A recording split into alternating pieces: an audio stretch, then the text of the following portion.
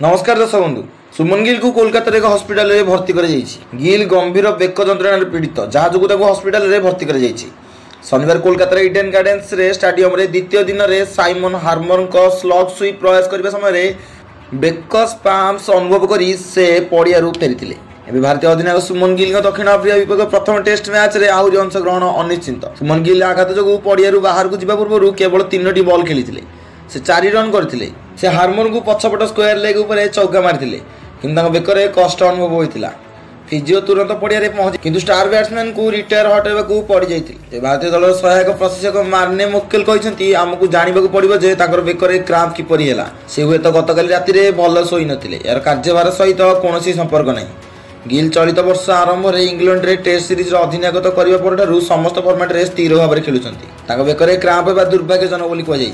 Morkel कहते समय को दुर्भाग्यजनक बोली कहते। गिल बहुत फिट अच्छा निजर भल जत्न नियंती। आज सकाଳେ बेकर क्रांप होगा दुर्भाग्यजनक। आमको से समय एक भल भागीदारी आवश्यक था। समय खराब था। सूचना मुताबिक कोलकाता टेस्ट में भारतीय दल 79 रन करता। सुमन गिल हट हो रिटायर्ड होते। या पूर्व भारत प्रथम इनिंग्स दक्षिण आफ्रिका को 159 रन ऑल आउट करता। देखा आम अन्य एक अपडेट सहित रोचे। नमस्कार, जय जगन्नाथ, जय हिंद।